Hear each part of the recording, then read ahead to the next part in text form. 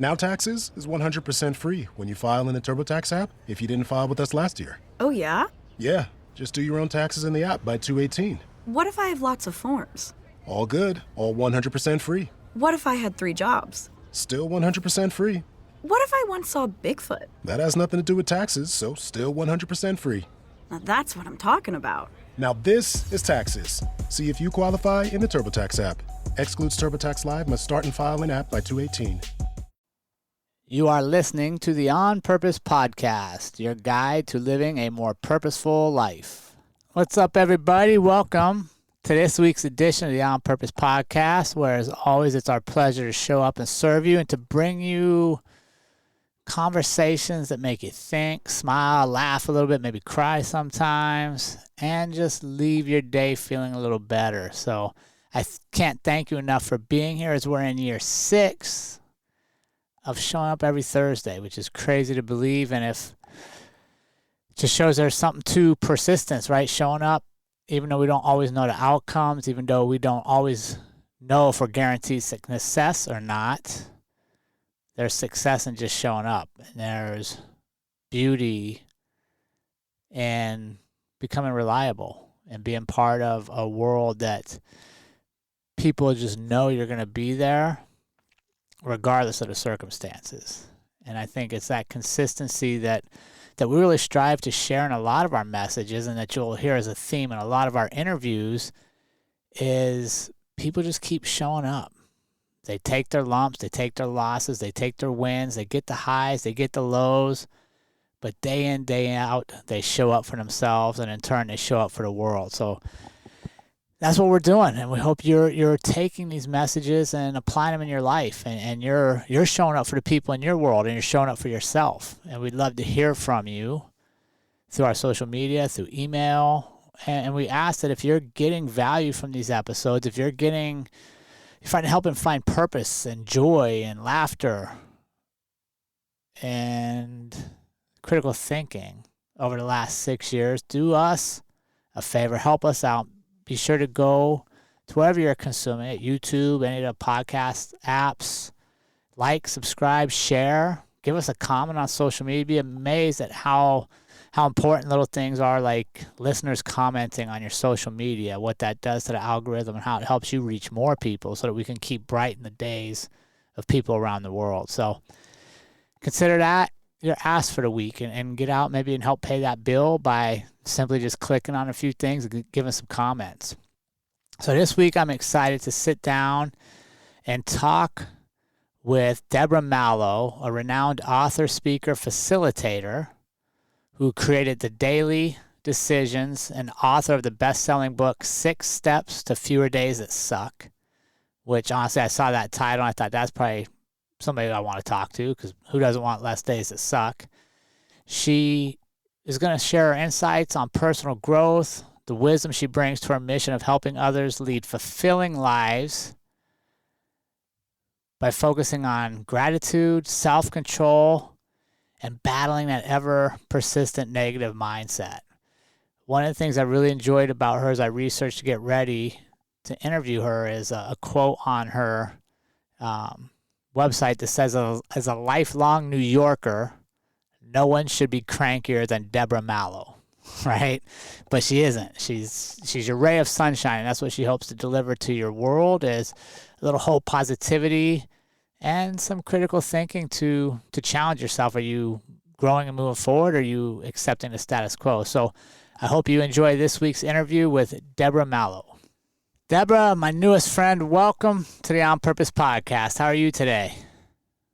I'm really good. Thank you, Jerrod. I'm really excited to get into the conversation with you. You always inspire me on the podcasts I listen to that you do, and I'm thrilled to be part of it. Woohoo! I love it. And honestly, one of my favorite things I found in researching you was a quote that was on your one sheet that says, as a lifelong New Yorker, no one should be crankier than Deborah Mallow. Yet you're not. Well, that's the whole point, because I am a positive energy coach, and I try to look at things on the bright side and we can train our minds, reshape our thoughts to do that. And that's exactly what I do. So life is too short to be grumpy. I'm sure you read that also. Even in New York, you can do this. I can do it. And I was born here and I still live in Manhattan. And actually, my friends are the same way. You attract the people that are your tribe, so to speak. Yeah, absolutely, 100%. And that's something we really share with our community is in order to attract those people, though, you got to know what you want. Yeah, absolutely. I mean, that's really the key, but it develops over time. And hopefully, people do figure it out. Some people feel stuck in their lives, and that's what I'm trying, and you're trying to help them overcome. And really, it's a decision. That's why I call my brand the Daily Decisions, because we have to make the decision to make changes to actually enjoy our lives. And that's what I feel sorry. Some people are just caught on that hamster wheel. Yeah, no, that's fascinating. I'm excited for this conversation. I was really honored that you reached out to us and that I got to meet you through email, and even more fun to have this conversation. But before we get going, Deborah, you know the deal. I got to warm you up. Oh, it's a good thing. We'll do it together. We'll be here's in the moment together. Here's what's funny. You told me that you listened to some and you got good with the warm up questions, but now I change them all the time. Well, hopefully you won't change them too much because we'll see where it goes. But my whole goal, as your goal, is to inspire your audience to really enjoy their lives, to know that they're not stuck, to know that they can change, and it's really up to them. I mean, we live in the United States. We're very blessed in so many ways. Okay, there's always problems. Right. But honestly, as I said to you when we first started, because it's gray and rainy here, I try to make it sunny in my mind. And let's face it, some days might feel like the pits. Well, some days aren't so peachy, and some days might feel like the pits. But it's really up to us to make it so that we enjoy our lives. And for the bulk of it, find the joy, stop and breathe and enjoy and relax. Have fun. That's so funny you were saying have fun, because I was just literally writing down a question I want to talk to you about in a minute that is all about the word fun. So, all right, before we get there, though, let's go. You ready to warm up? I am. All right, here's the first question. This is brand new. Oh, no. Brand new, yes. All right. No. Sand or snow? What do you prefer? Sand or snow, not sunrise or sunset, sand or snow. Yeah, I gotcha. Well, I'm all about balance, but I have to tell you, I like the sunshine. I like the sunshine on snowy days when it's snowy and you can crunch in the snow and it's perfectly white and it's fresh and new. I like that, the balance. And then I like the sand because I love the water and the nature and walking on the beach. So I think if I want to be truthful, I prefer the sand and the beach, as that's what I think of when I think of sand.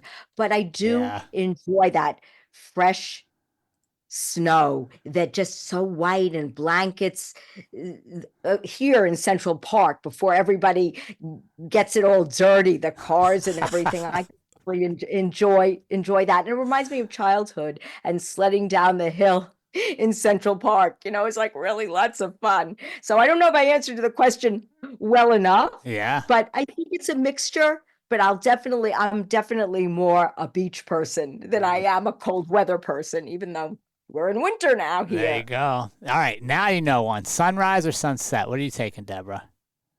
So I think both. I think it's a balance.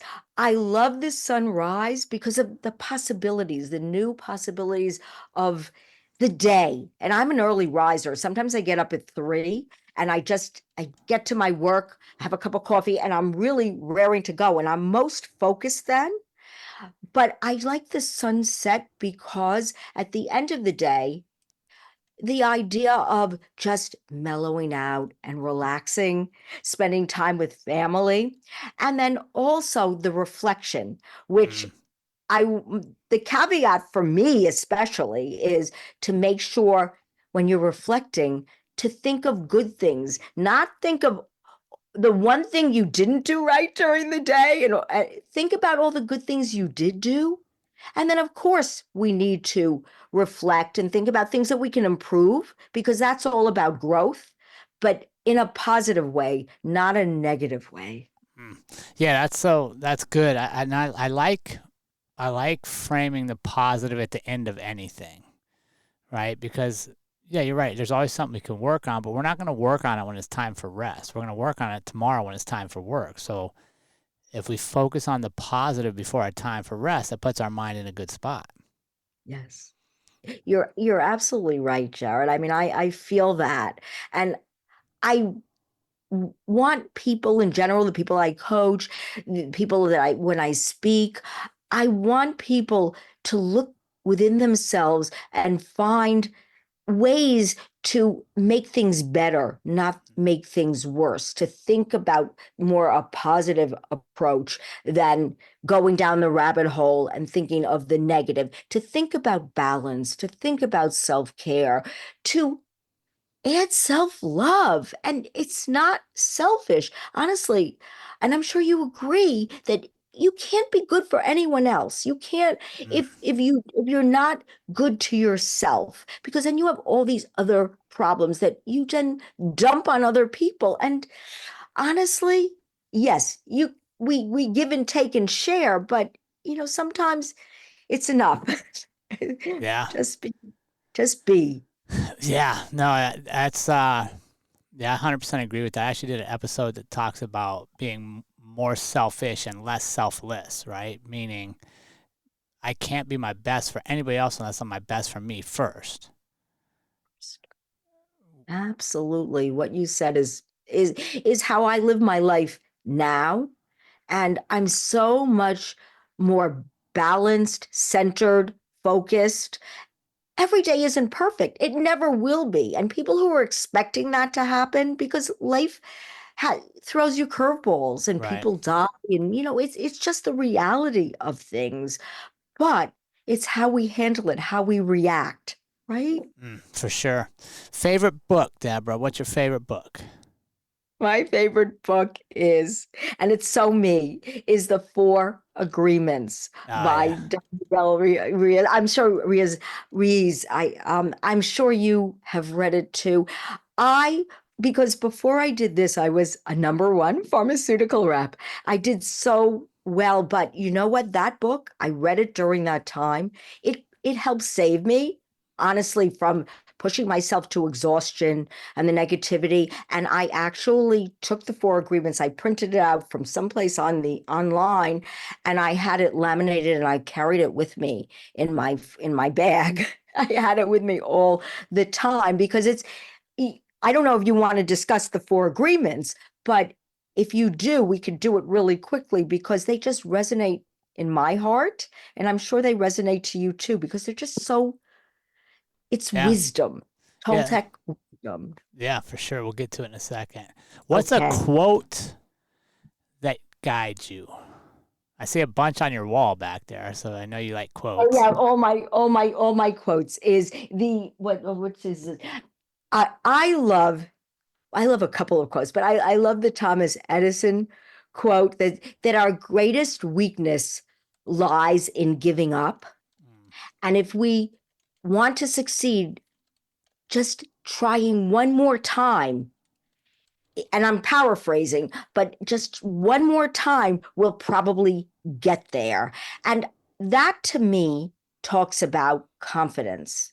And confidence is one of the things that I always talk about with the people that I coach. And I just think it's so important to have self-confidence, self-esteem, resilience, and be able to push through the obstacles and actually achieve your purpose, your passion, your goals, whatever that might be. And they change over time, just like as Ruiz says, be your best self, but that's always changing to your best self. And we need to be kind to ourselves and not so critical of ourselves.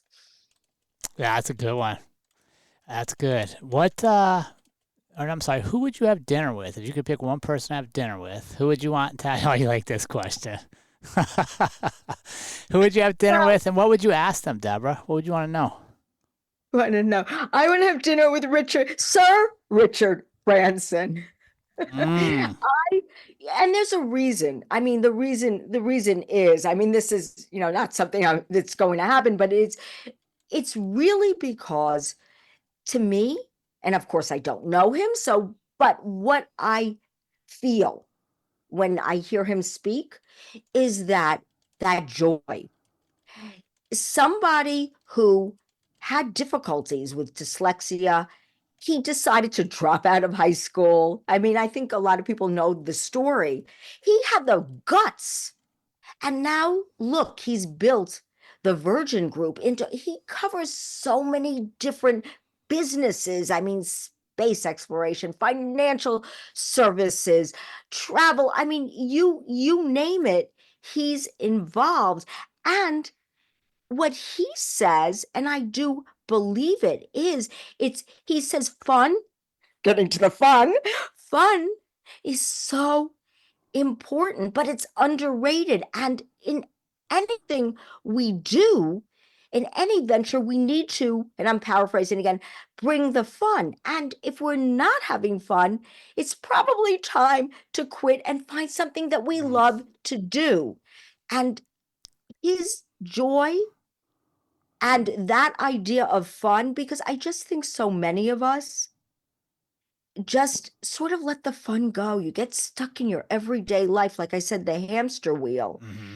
and you need to treat other people well. And from what he says, I mean, how they treat their employees and everything, it just sounds good to me. And the other thing, because I am a creative, is the way he approaches things is it's so creative. And I just would love to ask him a few questions. So, Sir Richard, if you're listening, Yeah, if he's listening, we're doing you well. That's called for sure. me. Very cool. Deborah, you feeling warmed up, my friend? I am. I'm excited. Are you having so much fun? I want to start with your transition from being a pharmaceutical sales rep, being ranked number one in your field, which means you're having success. I think one of the hard times people change is when they're successful, but they're unhappy. How did you balance that? Because you talked about that change, you were feeling lost. So talk us through that transition. Yeah, and I would start to cry because it just I can feel it today as I felt it then. Ever since I was a young person, I've been very driven. Sometimes at a fault, because, and that's why fun is so important to me, because I think a lot of times I let the fun go because I was always achieving. Before I was a pharma rep for quite a few years, I had a design and licensing business because I studied, that's why I'm creative. I studied textiles and illustration at college, and I did that. And all these changes really helped me formulate what I like to do, what I don't like to do.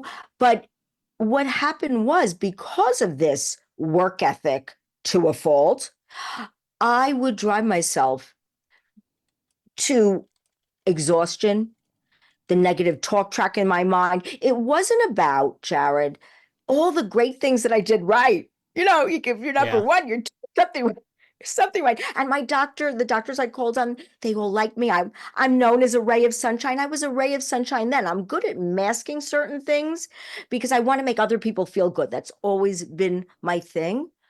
But I was just miserable. And I think it was more exhaustion because we all know, or at least hopefully we know, and I'll say it now, that sleep is really important. And I would get a couple of hours. I wasn't a normal pharma rep. I'd be in an office at 6:30 in the morning if somebody would have breakfast with me and whatever. And then I would go till sometimes I get home at 10 o'clock at night, because in the evening the doctors would have time to chat. And I was fun, as you Yeah. could tell, I'm fun. And it was just too much. And year after year, I'd win the awards, but there was something missing. my passion, my purpose. I've always wanted to help people. I've always wanted to write a book. I've always wanted to speak. But, again, we all go, well, not all of us, but some of us go the safe route. And that's what I did. So there I was standing on a New York City subway platform. And I started, the tears, I wasn't crying hysterically because I'm not like that, but the tears were coming down my eyes. And I said to myself, nothing's going to change unless I change. And that's what I started to do. I started to write my guidebook. That's how 6 Steps to Fewer Days That Suck actually was born. It was from me. Right. So I would write down my commitments, my questions, because it's not a typical chapter book. It's snippets it's double pages of questions, solutions, action items, a mantra, tips, little very brief stories about people that I admire, even Richard Branson. Yes, he's there, page 68. Anyhow, but just the same. And then I would have line pages and I'd write notes so I understood how to make these changes and everything. And then I would read things about the science behind things, because there's scientific proof that certain things like gratitude, well, we won't get too off tangent, but it actually makes us feel better. It helps the dopamine and serotonin, those neurotransmitters, increase. So I just tried to figure out with the negativity bias and trying to understand why I was this way. Some people go through therapy and that's great. And I try to figure things out on my own and make changes that I feel suit me. So I did that and I got rid of that anger. I almost lost my job. I normally talk about this because I'm embarrassed by it, but you know what? I'm not the only one. And if we don't share and we're not honest, then we don't help anybody else. And I got so angry once that I was really lucky that I didn't lose my job, and I didn't like that part of me because I'm not like that. But when you're exhausted and you're going negative and you don't love yourself anymore, the bad part comes out. And that's what I tried to help people change, that bad part, the devil in us, Yeah, so talk to us about that, Deborah, because you're right. Like, a lot of times we don't share that side of ourselves, right? That we got to where we are now by going through a lot of the same stuff other people are in. But because we're at a results place, you don't see it now. But it was still there. So you're on the subway and you start journaling, right? Basically, right? Writing down things, taking inventory of your thoughts, your emotions.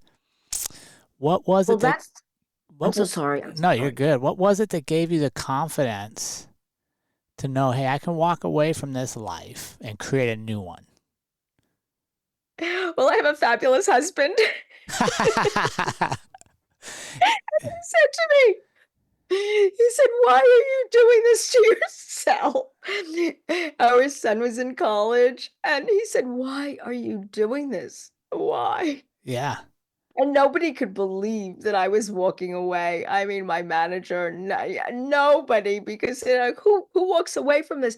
But honestly, I think really thought that I was going to have a stroke. I actually called somebody in the company that I was very close to, and I said, I think I'm going to stroke out. I was really scared for my health, and I really want to live a long life, and I also wanted to accomplish my dreams. So I don't know if it was confidence or it was just survival, Jerrod. I think I was just trying to survive and not wind up a victim anymore. None of us should be victims. It doesn't matter what anyone else thinks. We have to be our own person. We really do. It's one of the, the 4 agreements, we just have to be. And it's all those 4 agreements that always resonate with me. Yeah, so talk to me about the 4 agreements, because you mentioned that helped save you from the negativity. What was your practice? Because I guess here's where I want to go with that. A lot of times in today's world, we can consume information, right? We have everything at our fingertips. I can Google anything. Yes. Where we struggle is taking action with the information we have. Yes. right? Sometimes we get information, we want more information, we just stay in this information gather. So how did you take that information from the 4 agreements and start applying it to your own life? It was that, and it was a lot of other things too, reading about other people who overcame struggles and everything. It was a compilation of so many different things that actually helped me just break through the obstruction and make the transformation. Because I just finally said I want to live a life that I enjoy. I deserve that. Everybody deserves it. And I feel for people that feel stuck. So, the 4 agreements. So it's one, to be impeccable with your words. And that's really true, because how we speak to people, and that's what I needed to change too. I needed to be kinder. I needed to think about the words I was using. A lot of people don't think about the words they use, and it hurts other people. And I am a very empathetic person. I've always been. It's one of my strengths, is empathy and compassion. And I did the Marcus Buckingham Strength Finder, and I have my 5 top strengths, and empathy was one of them, which I was really thrilled about. And then the other one is, and this is really important, I think, is don't take anything personally. And that's a really important thing, because, you think people are focusing on us. They're not. They're focusing on their lives and their problems and everything else. And we have to, they're dealing with their agenda. Whatever they say, what people say to us, it usually, they're people that are very kind and helpful and everything else. And you want that. But honestly, it's dealing with their agenda. And it's never, if people get annoyed at you or whatever, it's really more about them than it is about you. And just understanding that really, really helps. And I want you to weigh in. I could keep going. No, let's go. What's number 3? Okay. So number 3 is, and this is really important too, because it's all about that circular thinking, is don't make assumptions. Our brain, somebody says something to us, or we think they're looking at us a certain way, or whatever. Our mind can make up all kinds of stories and make us a little crazy, if, not crazy in a bad way, but it's not so great. But honestly, to assume, I'm not going to say it, but everybody knows what the sort of little thing that goes with that, the moniker, whatever you want to call it. But honestly, the best thing is when you start assuming, or start the circular thinking, or letting it, or becoming self-critical, it's really important to say to yourself, don't assume, don't think, because chances are, it's like everything we worry about, they never happen. Something else happens, but rarely do the things we really worry about that keep us up at night, they don't happen as often as we worry about them happening. And then the last one, which I like the way that Ruiz framed this up after, is always do your best.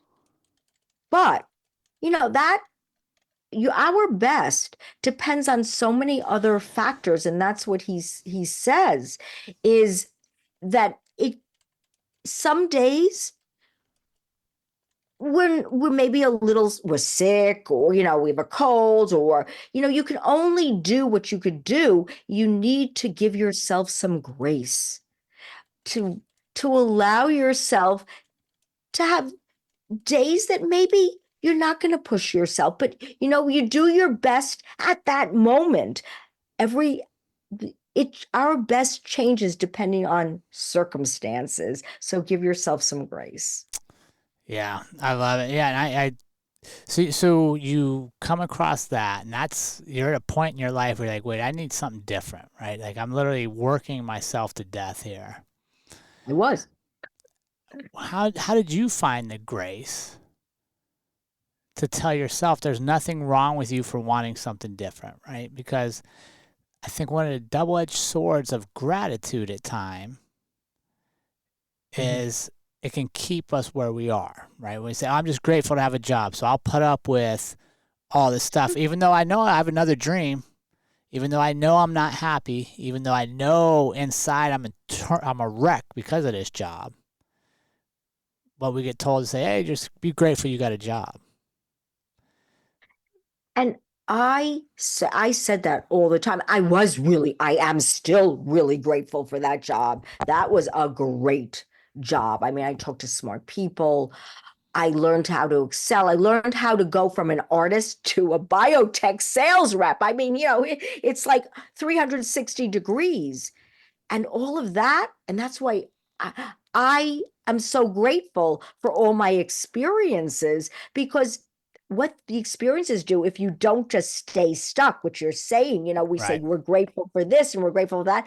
But if we stay stuck in something, we don't allow ourselves to know that we really can excel in other things. I mean, you talk about artist to biotech rep to a positive energy expert. I'm not a doctor, obviously. I'm not a psychologist, but I'm a student of life. And my words and my empathy and just how much I care to help people, people need that. They need a shoulder to lean on and to somebody to give them a push to move forward. And I've always been a very goal-directed person.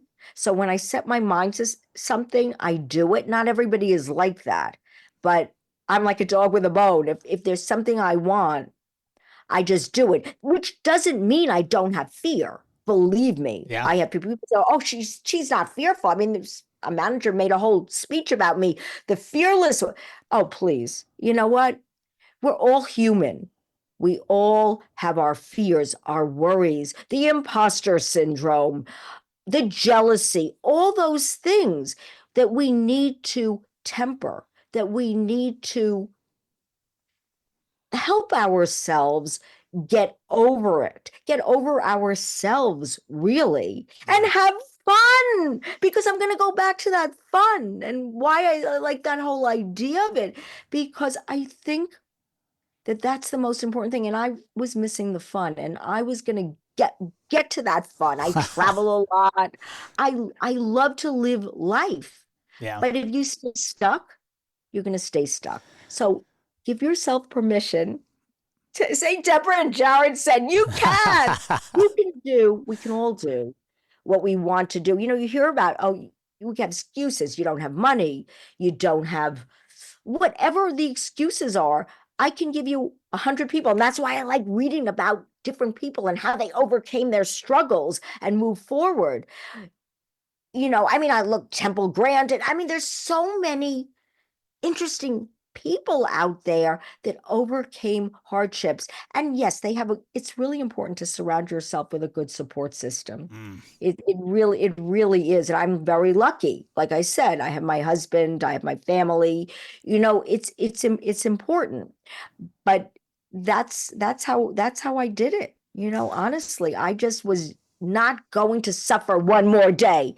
And and I believe in moving forward. I feel for people who suicide and all those things. I mean, one of the things I want to do, Jerrod, is my overarching goal for all of this is to pay it forward and put together. I'm starting to write the curriculum for teens and children to build self-esteem and confidence, because then I believe they will be kinder adults. When you love yourself more and you feel good about yourself, you're nicer to other people. And this world needs more kindness. So how are we going to do that, right? 'Cause how do we? So I think that young people, that's definitely a challenge right now, right? Because like you and I were talking about before we started recording, social media wasn't a thing when we were growing up. Yeah. It just we had the ability to get away from things, whereas kids today, like Yes. it's in their face all the time. So Yes. how do we do that? How do we as a generation make sure that we're trying to establish some of these resilient traits in the next generation so that they can be better. And that's the dilemma, and that's exactly why I, you know, I want to be a little part of the change, a little part of lifting people up and letting them believe, especially starting young, that with social media and bullying and all the things that happen, that they are, sorry for the sirens, that they are a gift. We're all unique, and we are who we think we are. You want to think you're wonderful? You know what? That's what you're going to put out to the world. It's really true. It's really true. What's in our demeanor is what we put out there and what other people see.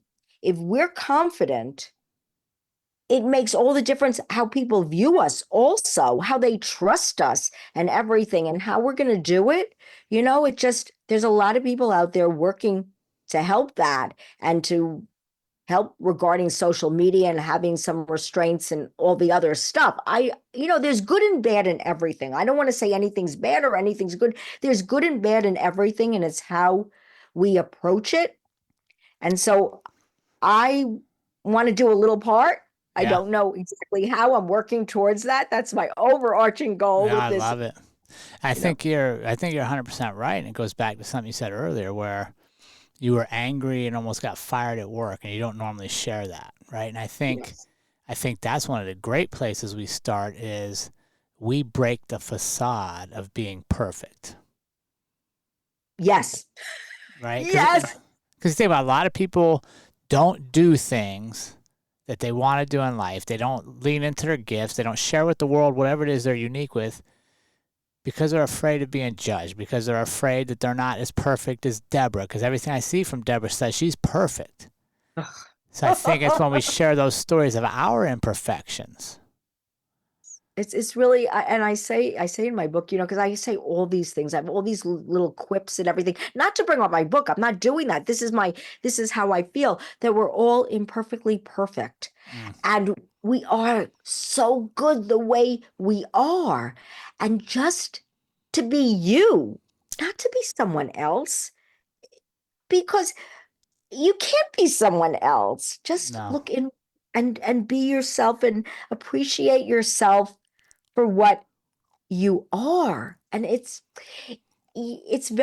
hard. I went through, a lot of different years and a lot of different transitions to get to this place. And believe me, every day isn't perfect. It never will be. Everybody has problems and issues and things that they want to change a little bit. But honestly, the gratitude in a positive way, not feeling stuck gratitude and not feeling beholden to anyone gratitude, For sure, is really helpful in order to sort of rise above all the noise, right, Jerrod? There's so much noise, and people, even if they don't mean to bring you down, it's again, be impeccable with your words. Be careful how you use them. Think about the other person. Make people feel good. I'm not saying tell people they're wonderful when they're not. And, don't people please. That's another we could talk about that another time. Because I'm sure lots of people out there, including me, I did also. It's the perfection, the overachieving, the people pleasing. All those things were part of why I was pushing myself to exhaustion, worrying people judge you, afraid to say certain things because, oh my gosh, they're going to judge me even more. It's all those things that we need to rise above. And there's one thing I want to say is nobody should think about being a failure, because I renamed the word failure. I call it education and growth, because how else do we learn? How else do we get better? How else do we grow? Unless we make mistakes. Like I said, I don't like to use the word failure, but if you want to call it failure, if you didn't succeed in something, think of it as a gift, as a lesson to learn, to get better, to move towards your dreams and your goals. And don't be afraid of reaching for them and falling down, because you know what? You'll get back up. Resiliency. It's really believe you can and you will. Funny Yeah. how the mind is. Oh, it's so powerful. And we all know that we've barely tapped into the power of the mind, right? That's where all the research is going. So, like, here's something, right? If I ask you, Deborah, tell me something you did on the first try that went absolutely perfect and you never had to do it again. What kind of story is that? I'm Verse, Deborah, tell me something you weren't very good at, but was super important to you, and you kept trying over and over. What's that story sound like? well, that was my story when I was like 10 years old. And I use it in my very brief introduction in my book. It's like, because it's very brief introduction. I didn't try to write too much about myself. I wanted to inspire other people, even though it all started about me. But when I was very young, I'm very little. I'm this big. I'm not that big, but I'm under 5 feet. Okay. At camp, when I was at camp, they had tetherball, which is a pole in the ground Oh, yeah. and a string, right? And in case anybody doesn't know, with a ball. And the whole thing is the string with the ball wraps around the pole. But when you're small, and I was always smaller than most people, but good things come in smaller packages, right? I practiced all summer. And I got there, I learned to jump, and it's funny how that goal setting in my youth actually affected how I see things now. I took it to the nth degree, and it was probably harmful, but knowing that you can do something is like the mind. It's very powerful to know that you can accomplish something. And then if you keep making any kind of accomplishments, you get stronger to know that, you know what, even if I fall down, even if I fail, so to speak, or make a mistake, I get back up. Not everything's perfect. And what the one thing I find very interesting is the universe aligning. Do you believe in that? Oh, 100%. So I don't think, I'm really into manifestation. Did you know that's the most looked up word in 2024 I think it's the Oxford Dictionary. It was in the news, manifestation. Are you responsible for most of them? Probably. I looked it up a million times. Intention, manifestation. I really did. That's funny you said that. But honestly, I'm sort of getting off course, and now There is I no sort of course. where I was going. But honestly, it's that I was talking about, so the universe aligning, and when things don't work out, we get all upset. I've learned that it's a gift, because look back on the things that you wanted so much and they didn't happen. Something else better, or better for you, so to speak, was around the corner. And now, if things don't work out, I don't get upset by it. I just let myself say, okay, that didn't work. What else? It's my curiosity, right? Because Yeah. curiosity is a real thing. What else is around the corner that is going to be even better? So many times I remember when I was a designer and I wanted to work. The company is no longer in existence. It was a towel and bedding company called Fieldcrest, and I would pass their offices. It's no longer there, on 40th Street near Bryant Park in Manhattan, and I would say, "Oh my God, I want to work there. I want to work there. I love what they do." It happened.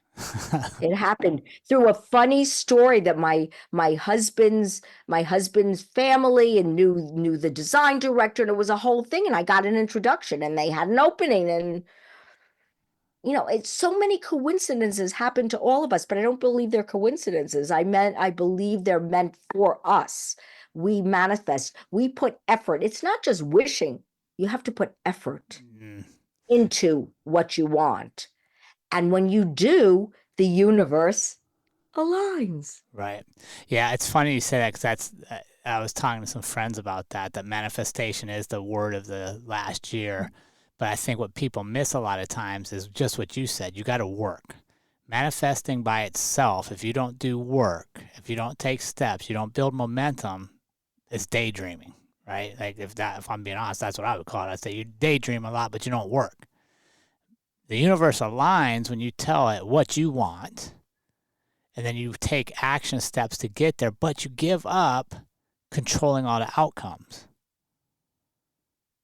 And it's so freeing, isn't it, Jerrod? Freeing? Well, think about most of our stress. You go back to your career, right? You're number one in pharmaceutical sales.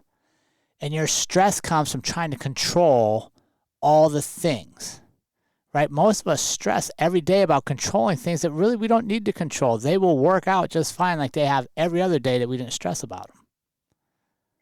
It's such a lesson. And I want to say something. It says, like, don't discredit this strategy until you give it a try. Don't say it's rubbish, it's not true. We're just saying this and, whatever. But it really, if you let it be and you give it up, as I say, to the universe, and you align with it, align with your destiny, so to speak, I think you'll be so much happier. You'll free yourself not to be so hard on yourself, because why? For what reason are you making your life miserable? I mean, ask yourself, stop yourself when you start to beat yourself up. Yeah.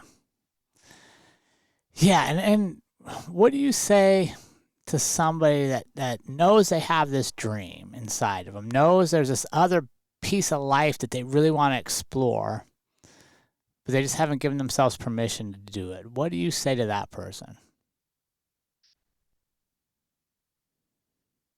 I say, I said this at the end of my book, I say, think about, and I know it's sort of cruel, but it's not in a cruel way. I don't mean it that way, but think about yourself on your deathbed. And you often hear people on their deathbed say, why did I complicate everything? Why did I make it so difficult? Why didn't I try to do this and that? I wasted so much time working and giving my soul to things, not having fun. And what did I accomplish? And then it's too late. Think about, are you going to have regrets in the future? Sit down with a piece of paper. Don't just think about it for a second. Honestly, sit down with a piece of paper and write the things down. Lists are really powerful, but don't overcomplicate it. Write the things down that you really want out of your life, and give yourself permission to at least try it. Even if you can't because of your financial circumstances, you have to support your family, whatever it might be. You hear about side hustles, and that's what's so exciting, because having that distraction of a side hustle to start something that you love makes everything else easier, because you're focusing on your purpose, your passion, your joy. And that changes over time, yes, but we owe it to ourselves. And I know it's so cliche, but we should live our best lives. Why shouldn't we? I mean, ask yourself, put that on your list. Why shouldn't you? Yeah, I think that's a great question to start that list. Why shouldn't I live my best life? Right. But you also, I think I like what you said there. How do you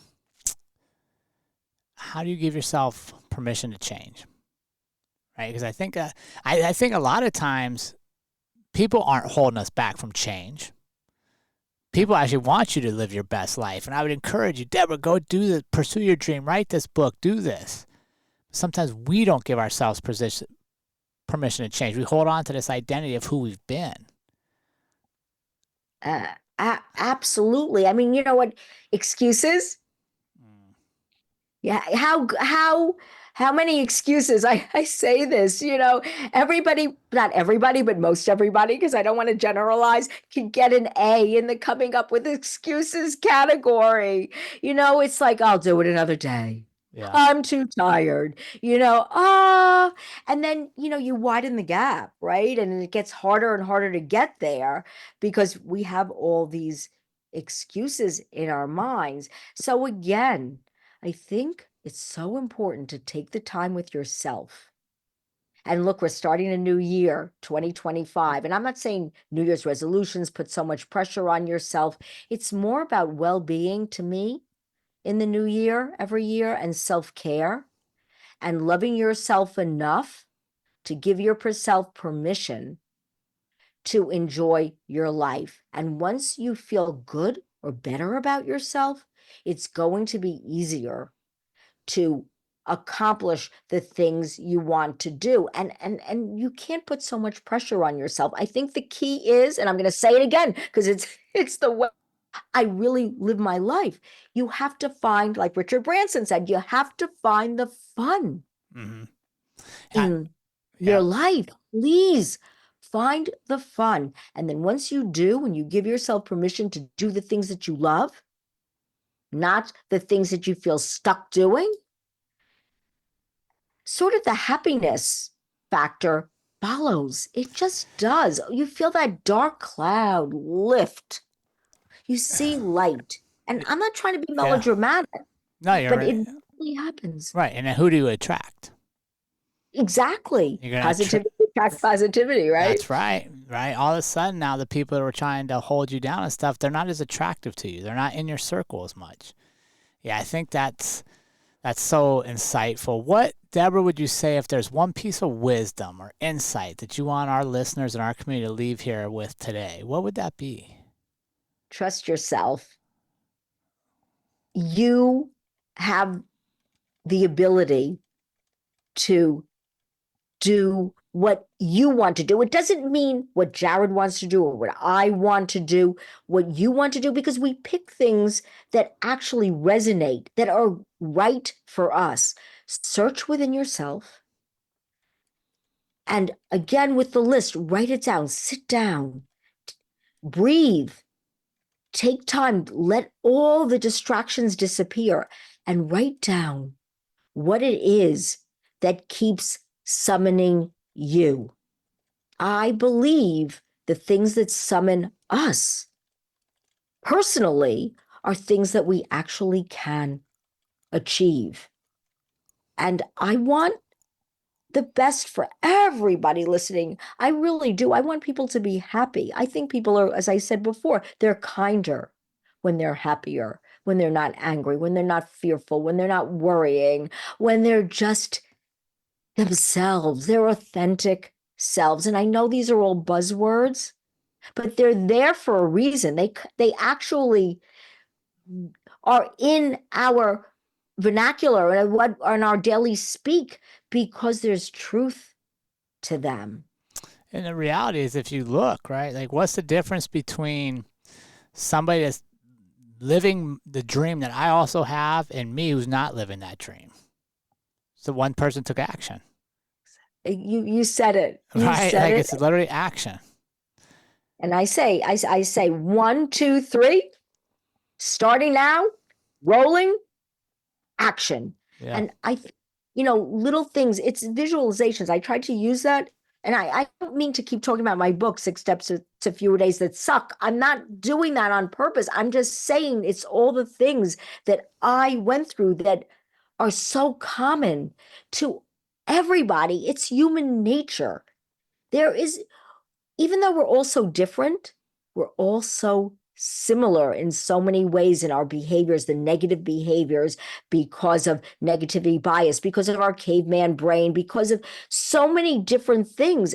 And it is the people that actually want to push through and find the joy, find the fun. And it's not that it's happening to them every day, but you know what? It's more than not, so that you feel that weight lifted off of you. That weight, our pressure, it can really literally kill us. I mean, we could talk about the negative mind slowly killing us. It really can. That's what I felt when I was suffering on that subway station. I just felt, and I was like, I felt like a stroke out. I just felt it killing me, suffocating me, choking me.